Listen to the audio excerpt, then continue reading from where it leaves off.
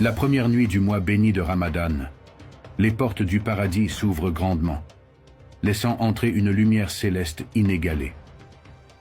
À l'inverse, celles de l'enfer sont hermétiquement scellées, empêchant tout mal de se répandre.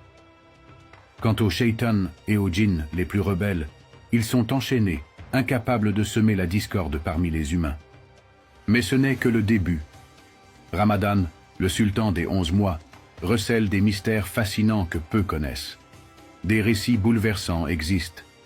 L'échange stupéfiant entre l'âme humaine et Allah subhanahu wa ta'ala, le jeûne miraculeux d'un nourrisson de 2 mois accompli par sa propre volonté, ou encore le témoignage que Ramadan portera sur l'humanité au jour du jugement. Sans oublier les effets extraordinaires du jeûne sur l'esprit humain. Des découvertes qui laissent sans voix. Si vous êtes prêt à lever le voile sur les secrets de Ramadan, alors entrons dans cette dimension spirituelle. Dès la première nuit, tout l'univers est imprégné d'une aura exceptionnelle. Les étoiles brillent d'un éclat singulier. Le vent murmure avec douceur, et les animaux errent dans un calme inhabituel.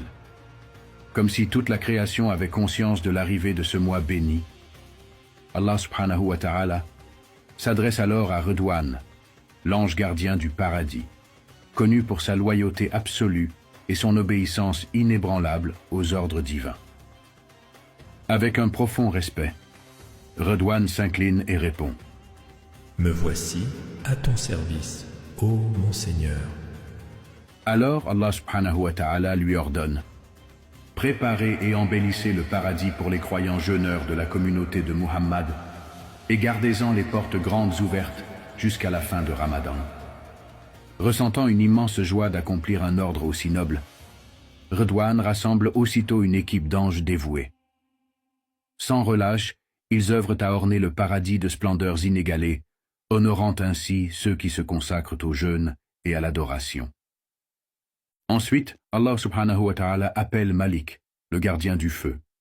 Il lui ordonne « Scelle les portes de l'enfer pour la communauté de Muhammad et ne les rouvre pas jusqu'à la fin de Ramadan. » Sachant l'importance de cette mission, Malik s'engage à veiller à ce qu'aucun jeûneur de cette Oumma ne franchisse les portes du châtiment durant ce mois béni.